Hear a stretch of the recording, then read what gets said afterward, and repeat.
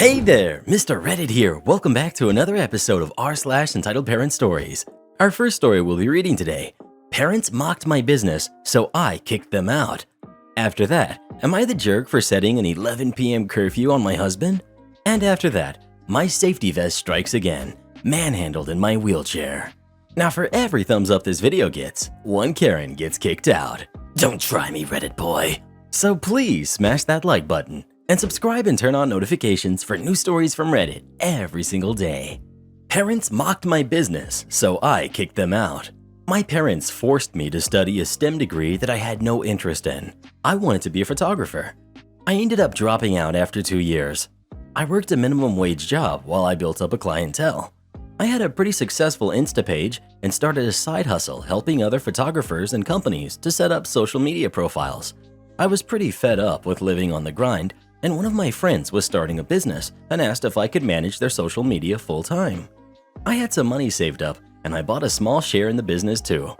It was pretty tough going for a while, but our business has really taken off over the last 2 years.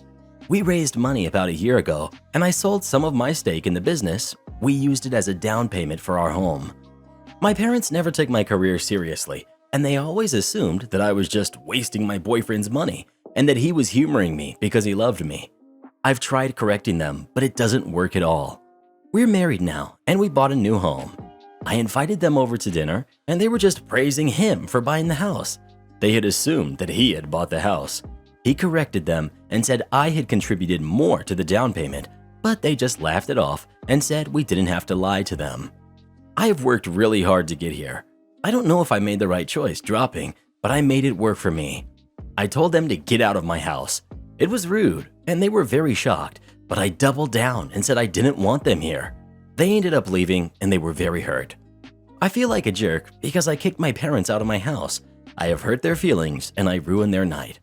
It was supposed to be a good day, and everyone is now upset. My brother is understanding, and he thinks I shouldn't have invited them over in the first place. Am I the jerk for setting an 11 p.m. curfew on my husband? I know, he's a grown man, but let me explain. We have a 4-month-old together, and not once has he helped out beyond changing a diaper maybe once a week. I do all of the cooking, cleaning, and 99% of the baby care has been on me. I've asked him to take an overnight shift before, but he snapped back at me saying, "I work, so I need my sleep so I can put food on the table for you." To be honest, that stung, but I dropped it after that. Anyway, weekdays he works all day and he's so exhausted when he comes home, he only wants to hang out or play games with his brothers and drink beer. I tell him I appreciate him working so I can take care of our son and go to school.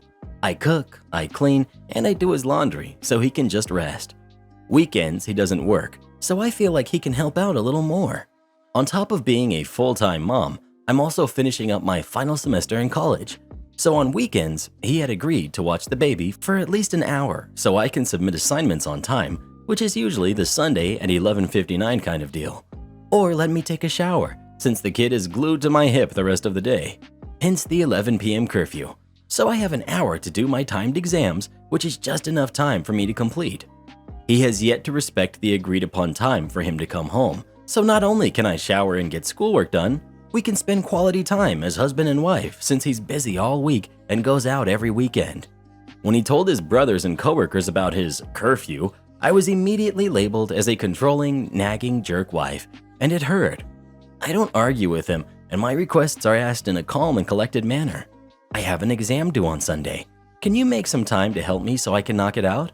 I guess if you're not there, it's easy to assume. Despite that, he won't come home on weekends until 1 or 2 a.m., ignoring my text when I remind him of my timed exams and homework. Then he snaps at me because I don't let him reward himself for working all week. I'm really hurt at the name calling. I pride myself in being laid back, flexible, and understanding. Am I the jerk here? Should I just forget about the curfew? Edit, just so I'm not repeating myself. English is not my first language. I didn't realize until now that the word curfew has a negative meaning behind it. I didn't mean to belittle him. That's on me. Also, thanks for all of the support. I didn't expect that. I'm definitely looking around into finding a good counselor for us. I've already called our insurance and got a list of names. We had a solid marriage before the baby. If we can work it out, I'd like to do that. Until then, I'm looking into a local mom group to get some support until I finish college, or the counseling works and my husband steps up. Update. So many of you have been so supportive of me and I can't thank you enough for it. Even though you're strangers on Reddit, it means a lot to me to be cheered on to continue my education and caring for my son. For info, my husband wasn't always like this. 8 years together and he always helped me somehow. Chores, encouraging me to change my degree at the age of 24 because I was just miserable, supporting me when my best friend backstabbed me, staying up all night and taking 8 days off work when I miscarried for our first so that he could take care of me. You guys helped me realize these red flags and the courage to realize I need to put my foot down. Being laid back isn't going to save our marriage. Last night when my husband got home, we sat down and talked. Really talked. We stayed up late. I told him we need counseling or I'll leave if this continues, and that I'm going to my only family about 2,000 miles away, so there won't be a chance of seeing either one of us unless he flies out. By the look on his face, I guess he didn't realize how bad it had become. The thing he joked to coworker and brothers, apparently only the collective three, was something they said. In the moment, he had laughed it off. He didn't realize this locker room talk would affect me. He said he will stop them and never call me that again. This morning, I woke up to breakfast and coffee at my bedside. I got a text asking if I'd like to go grocery shopping while he watches the baby when he gets home today, so I have an hour or two to myself and I can get out of the house. I hope it keeps getting better. We've had a good 8 years together. If possible, I'd like to continue that. One more thing. To the people calling me names and saying it's my fault for marrying him, it's easy to assume that when you weren't there. It's hard to put my entire relationship with this man into one Reddit post. Thanks everyone. Bear hugs all around. My safety vest strikes again. Manhandled in my wheelchair. So, I've posted before about my safety vest. Due to being in a wheelchair and people around where I live being utterly vapid, knuckle-dragging and mouth-breathing Neanderthals that don't pay attention, I'm pretty much forced to wear this high-visibility yellow-green safety vest. Where I run into my most constant issue is at a local supermarket. It's owned by Kroger, but locally we know it as Fred Meyer, or Fred Meyers. Their trolley boys, cart wranglers, all wear nearly identical safety vests to mine, only theirs actually have black trim added to the vest, along with Fred Meyer plastered on the left side and the back. That, and the only employees actually have name tags on. I look like a biker by comparison with my beard, heavy tattoos, all black clothes, and I top it off with a Pride 49ers hat. I mean, the hat alone should be a clear sign I don't work there, but nope. I should also point out that I'm a voice actor. When I'm out in public, I speak with a posh, North London English accent as I found due to implicit bias, people tend to treat me better. This comes into play here. The event. This happened Friday evening. I headed out to perform what I call the double whammy, picking up my prescriptions from the pharmacy inside Fred Meyer and doing a bit of food shopping. I waved or greeted my regular employees and manager as I'm in there so much and so often that I'm pretty recognizable.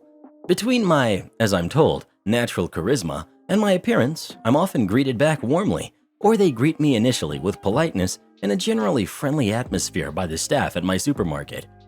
I had wheeled my chair into the soup aisle. There were so many delicious options that I couldn't decide on what to get. I can be a bit indecisive, and trust me when I say never shop hungry. I don't think I was in the aisle more than 5 minutes when I hear the throat clearing ahem emanate from behind me. I ignore it because I have no idea if it's meant for me or whatnot. It happens again, and I continue to ignore it. That's when this lady grabbed the handles on my wheelchair and spun me around. It took every ounce of effort not to turn and swing on her because I had no idea who she was or what her intentions were. But obviously, she had no qualms over grabbing someone's wheelchair and maneuvering them against their will. Before I could say a single word, our Karen in this situation starts to shout, "Hey, when a customer is trying to get your attention, you don't ignore them. I've been trying to get your attention for minutes now." She hadn't, and I don't like your attitude. I take a deep breath and do my best to unclench my hands from the armrests of my wheelchair. "Madam, I'm sorry if I have offended you." I wasn't, but I must inform you that I was cut off. Due to my mental quirks and conditioning as a kid, anytime I'm interrupted, I get shut completely down, and I just can't speak until the other person stops talking, so I went silent. "I don't want to hear any of your excuses. Just because you're in a wheelchair doesn't mean you can get away with being an inconsiderate jerk. The world doesn't revolve around you. That's rich. And there are other people in the world far more in need than you. I have half a mind to wheel you over to the service desk and report you to management. I waited a couple of beats, waiting to see if her rant was going to continue, but it didn't. She gave me a look that I could without any measure of difficulty correctly identify as a "your move" glare. I take another deep breath. Mom, firstly, it's illegal and socially irresponsible and outright tactless to manhandle a person's disability conveyance without their consent. That counts as assault. While yelling and screaming at me isn't illegal per se, I don't appreciate it. Tell me, Mom, what incentive do I have to assist you at this point? I don't work here. Look me over. I don't have a name tag on. I'm in black jeans and a t-shirt with a gay Pride 49ers hat on that clearly isn't a uniform. I'm just wearing a safety vest for my safety. Karen looks like she was about to blow her skull cap with the force of Mount St. Helens, Krakatoa, and Tambora combined. I honestly don't remember what she said next. It was something about the typical, "How dare you?" stacked with her rant about disabled people always thinking that we can get away with things. That was when she lived up to her threat. She stepped around me, grabbed the handles, and began to push me. I was so bewildered that I froze, because I never in 1,000 years would have thought she would actually do this. Now, I could have pulled the brake handles on my chair, but that would mean I'd have to take my hands off the merchandise basket in my lap, which would cause it to slip out once we stopped abruptly. Top that off with the fact that Karen would smack into my back and the back of my head, and I didn't want that.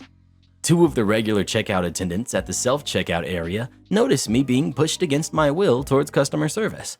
I can just catch one I'm more familiar with. For the purpose of this story, let's call him Owen. Owen immediately gets on his radio. Before I could do anything more, we were at the desk. Karen immediately starts slapping her hand on the counter in that typical, "Hey, barkeep," kind of manner. A manager, a woman in her late 20s or early 30s, we'll call her Amanda, turns to the Karen. Amanda is quite tall and loaded down with Marvel comic tattoos, and we're very familiar with one another. Karen launches into a full-blown tirade, accusing me of this and that, and everything from incompetence to an all-out disregard for customer service. Amanda just blinked and said, he doesn't work here." "What do you mean he doesn't work here? He's wearing a safety vest, and your employees wear the same ones." "Well, ours say Fred Meyer on them. We also issue name tags for all employees for transparency, so if you have an issue, you know who they are. OP is a customer. He's in here at least 4 times a week." I could hear the hamster wheels turning in Karen's head. "So, he doesn't work here? Let me speak to the store manager just in case." Amanda sighed, picked up her phone, and began to call the store manager. However, that call didn't finish, as the head of Fred Meyer Security, let's call him Clark, came striding over, looking quite upset. Clark is a mountain of a man, 6'5", 250 pounds, and built like a lumberjack. "Ma'am, what are you doing to OP? You really just grabbed a disabled person's wheelchair and moved them without their consent?" "Well, That wasn't a question. You don't do that. Not at my store." "But Can it? You need to come with me right now." If looks could kill, I'd be twice dead over between Karen's "you little jerk" glare and Clark's "you done messed up" look meant for Karen. Karen was escorted off to the security area in the back, sputtering like an old Edsel. Amanda asked if I was alright. I said I wasn't really, that things had been difficult for me this last week. I won't disclose them here, and this really spiked my anxiety. I'm just going to go home. Amanda did her best to comfort me. She stepped out of the booth and patted me on the shoulder. Owen, the self-checkout attendant, also asked if I was okay. I said I wasn't really. He offered, if I was comfortable, to push me back out to my car, and I accepted. Amanda gave me a card and told me that when I was ready, I could use that number to have my groceries delivered, and for my trouble, she'd waive the fee for delivery. I thanked her and said that would be best for now. Owen wheeled me out to my car, helped me get my wheelchair in my trunk, and I drove home. Edit. At the behest of several readers, my husband, and my immediate friends and family, I've set up an appointment to speak with the store manager, Clark, the security lead, and my local sheriff to go about filing official charges. Entitled man at a hockey game tried to kick me out of my seats. So this happened several years ago, probably around 2012 or so. A little bit of background. My dad was a diehard fan of our local NHL team and had season tickets for longer than I was alive, which was 23 years at that point. After having them for that long, he had managed to secure some pretty awesome seats. Section 219, which is on the second tier of the stadium, but the front row seats, which have an arguably unbeatable view of the game. Growing up, I went to tons of games with him, but by this point, he was getting old and it was tougher for him to make it to the games himself. So he was nice enough to let my boyfriend, now ex, and I use his tickets to go to the games together. And this wasn't the first time we had done that. So we made it to the game and had been sitting and watching for a good amount of time. Then, I want to say early second period, a seemingly nice man came up into our section and walked up to my ex and I. We would be the easiest to talk to, as we were the closest to the entrance, being in the first row, so it seemed logical someone would just be asking a random question to the most convenient people that he found. He was followed by 3 other people, and for context, there happened to be 2 empty seats next to us. Here's how the conversation went. Seemingly nice man. We've got the entitled man, and we've got the nice man. Seemingly nice man. Hi there. Is this section 219? Me. Yes, you're in the right place. It takes me a few seconds to then comprehend the look quickly spreading on seemingly nice man's face. A disgusting look of self-righteousness, a smile that sneered, "Yes, poor young person. I am perfectly aware of where I am." He then puts out his hand palm up and gestures with his fingers as if saying, "Come here," to me.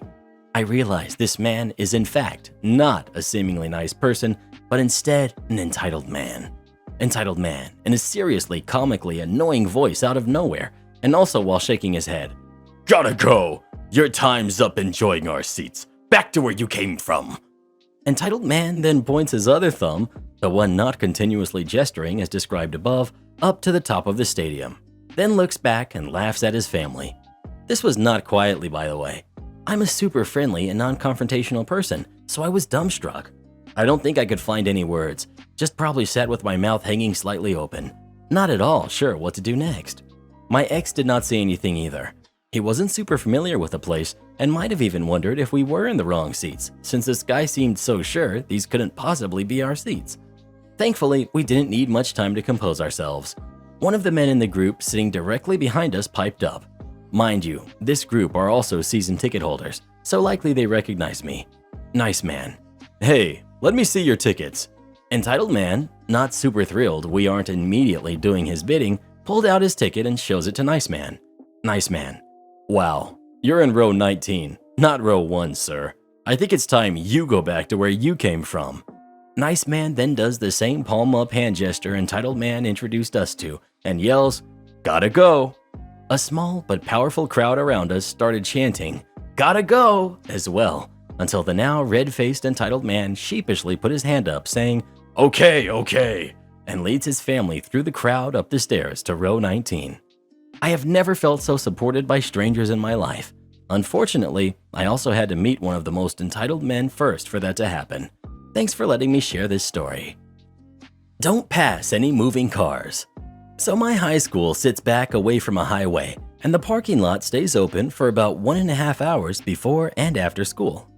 There's an administrator at the school whose job it is to stay in the parking lot and watch the cars to make sure nobody's doing anything wrong, since it's a large school with a huge parking lot.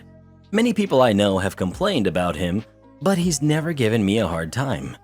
When you turn off the highway, there's a 1/8 mile straight road driving up to where the parking lot entrance is, so people typically go relatively fast through it. However, some people go crawling slow. Now the road is 2 lanes, with the left lane going to the bottom of the parking lot and the right to the top. One day I was coming in like I always do, about 15 miles per hour.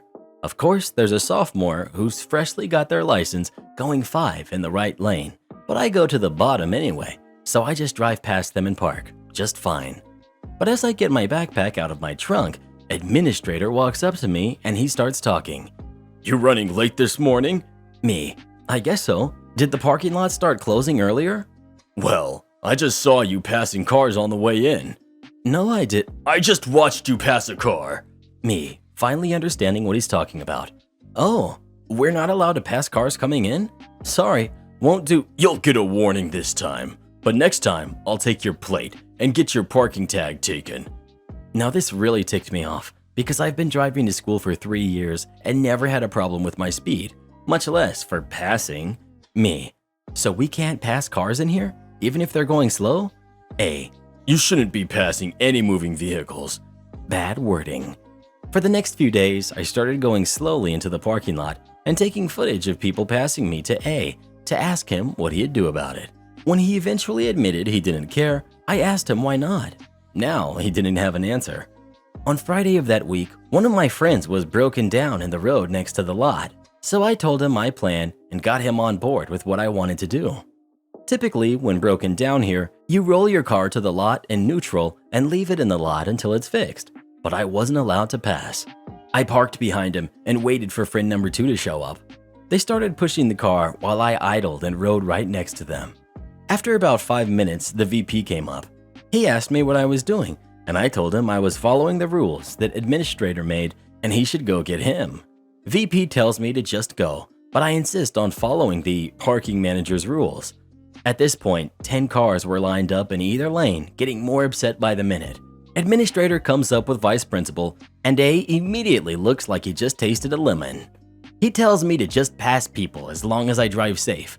Other than odd looks, he never gave me a hard time again, but he still leaves extra warning notes on my car for petty things such as parking too far over in my space or not having headlights on instead of running lights. No, random lady, your bratty daughter cannot ride my horse. I, 20 female, was grooming my horse Clyde yesterday when a woman came up to me, tugging along a kid around 6 or 7. For context, the stable hands/trainers don't need to wear specific clothes, although they usually wear the stable shirts to be more recognizable towards new people. I was wearing some tan breeches and a red polo, nothing really special, but I tended to get confused as staff pretty often, which I understand. The Karen was wearing way too expensive looking clothes to be at a barn, but I assumed she was just going to drop off her kid and come back at the end of the lesson. As I saw her direct her attention towards me, I prepared my whole speech about how I didn't work there and where I could direct you to. Before I could even get a word out, she launched into a tirade about how terrible the service was and how she had spent hours trying to find someone to help her. I doubt it was more than 5 minutes. The stable wasn't that big. Oh, I began, being cut off by her screaming in my face to let her kid ride my horse. I tried to calmly explain that no, her kid could not ride my horse, and no, she cannot let her ride any other horses in the barn. No matter what I said, I couldn't convince her that I didn't work there and that she couldn't just let her daughter ride. Clyde is not fully trained as I recently got him, and he's still very young and inexperienced. I wouldn't even let a kid clean him as he tends to nip at people. The kid proceeded to try and duck past me and tried to pet his nose. I grabbed the kid's shoulder and gently pushed her back, genuinely worried about Clyde biting her. Karen gasped and screamed, "My daughter has every right to touch that horse. She's probably even better with horses than you are. Besides, you're just a worker, so don't you dare push my kid." That made me blow a gasket. Your daughter is not going to touch my horse. He is not suitable with kids, and he could even injure her. Your daughter does not know more than me. I've been riding for 15 years, and I don't work here. "Leave me alone!" I shouted, wanting to punch that Karen straight in the face. At this point, my horse was starting to freak out, and I turned to lead him back to his stall and just calm him and myself. Some barn staff came running over, trying to find out what was happening. The woman kept screaming at me, but I just couldn't deal with her anymore, and I walked away since the staff had her occupied. My friend, who worked there, told me they had to threaten to call the cops to get her to leave because she kept demanding to have her kid ride every single horse she saw. She is also banned from the stable now, so happy ending at least. What grade are you in? I'm the teacher. So I, 23, female at the time, am not a very tall person, 5'3", but I'm very curvy and have not ever had the issue of being mistaken as a kid before. But I do have a baby face. This happened a couple of years back. I was taking a break between undergrad and grad school and had decided to teach for a year abroad. I had taught for a year in the States already, so when I got an opportunity to go abroad and continue teaching, I jumped at the chance. I decided to stay with my aunt and uncle for the summer between graduation and flying to Spain. My uncle worked part-time as a substitute school supervisor for the local districts, so most of the kids in the neighborhood easily recognized him. One day when he wasn't on call, we took a trip to the community pool because it gets really hot in my hometown and the AC just wasn't cutting it. We're treading water in the deep end, 5 feet, so my uncle can stand with his head above water. Me, less so. I'm treading water, but basically you can only see me from the chin up. A family enters the pool and the kids all jump right in the pool. One of the kids, 12-ish male, recognizes my uncle and comes over to join us. He says hi and introduces me as his niece, and we start making small talk. Is he enjoying his summer? What grade is he starting? Which middle school is he going to, etc. Well, I've apparently piqued this kid's interest, and he starts boasting about middle school, years 6 to 8 here, and he's already got friends in the 7th grade, and he's gonna do soccer, etc. I smile and nod and give the standard, "Yeah, dude, that's super cool," to keep the conversation going. My uncle tries to redirect the conversation to put focus on him because I'm not trying to get hit on by this kid. Kid's not taking the bait though. He hits me with his smoothest, "So, what grade are you starting?" My uncle loses it. He manages to stop laughing long enough to go, "Yeah, OP, what grade are you starting?" Me, "I'm actually a teacher." The kid immediately turns red as a tomato. My uncle is laughing even harder now. Kid, mortified, What grade do you teach?" Me, "Preschool." He gave the biggest sigh of relief and my uncle again starts laughing. The rest of the summer, my uncle would razz me about, "What grade are you starting?" until I was getting on the plane to my new job in Spain. Sorry, kiddo, I won't get to hang with your cool 7th grade friends. I do work here. Am I the jerk for being mad my fiance took $3,000 without my consent? Me, 26, female, and my fiance, 32, male, have been engaged for 5 months now and we're getting married in October. Ever since we got engaged, my fiance and I decided to start saving up for our wedding, so we opened a joint bank account. We have a good sum of money. My fiance does not put in as much money as I do because he stopped working for a month after we opened the account, and it's just me saving up for it now. My fiance's mom is an absolutely awful person. She always tries to belittle me and says offensive stuff to me, but I just try to ignore her and keep the peace. I heard my mother-in-law was remodeling her kitchen and that her 2 daughters contributed, and she started calling my fiance to pay his share. He told her he didn't have the money and the topic was dropped. Yesterday, I went to the bank and found out that my fiance took $3,000 from our joint account without telling me. At first, I thought it was a mistake, but the money was indeed taken by him. I was confused, but he had a habit of taking money from me so he could buy his mom a birthday present, pay to fix her car, and said he would pay me back, but he never did. And I thought since we're now as one, I can't possibly ask him to return the money. Plus, it wasn't that much. I went home and I confronted him about the $3,000. First, he apologized and said he was planning on telling me earlier, but his mom was pressuring him and thought I'd say no if he asked for money. I got so mad at him for this, and I started yelling at him, asking him how could he do this, and that now we don't have enough money for the wedding. His tone changed, saying that since I make more than what I need, then he saw nothing wrong with helping his family. My job pays a little above average, but that doesn't mean I don't work hard for it. He basically got defensive. I was so angry, I left the apartment, literally crying after we argued for some time. His mom called, and it turned out he lied to his family that the money was his since it was a joint account. She lashed out at me and said that I was trying to isolate him from his family and yelling at him for his contribution. I was stunned. I blocked her immediately, and I'm no longer responding to his calls, trying to say that he loves me, and that is worth billions. Saying he'll pay me back when he gets a job, but it doesn't seem likely. I work there, I work here. I do not work there and here. For starters, I have 3 jobs. A manager at a fast food restaurant, a volunteer staff member at my church, and one of those makeup companies reps, where you make your own hours. Pay is all based off commission, and I mostly join to get good discounts on their products that I love and make an extra buck. I've done this for a bit now, and I love my busy little life. I never considered something like this happening, but here we go. I was at the church, doing some things in the kitchen.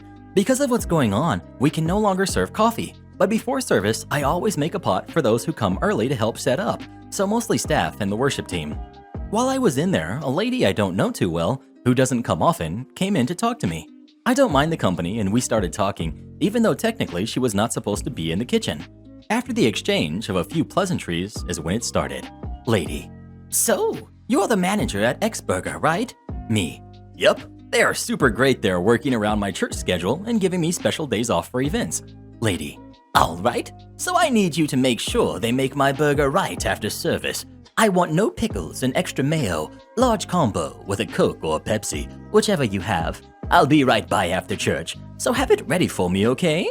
Me: I'm sorry, but I'm not working right now. You can call the store and place your order, or do it through the app, but I'm working here right now. Lady, shocked: but you are a manager. I need my order placed. I don't want to have to wait in line forever. Me: I'm not on the clock. I'm not in uniform. I have work to do here. Lady: you don't work here. You work at X Burger. Me: I work here and there. When I'm here, I'm part of the staff. When I'm at X Burger, I am an X Burger manager. I work here tonight. I can show you how to use the app or give you the store number, but I can't place an order for you. Lady: no, I don't want to have to bother with all that nonsense. I'll just have to go to X Taco instead. I just don't understand why, as an X Burger employee, you can't just make my food for me after church. You work there, it's your job, and you get paid to do it. After that, she just left the kitchen, which I didn't have much time to think on because I had work to do. She refused to look at me until after the service, when she pulled the head pastor aside and was saying something, shooting daggers at me.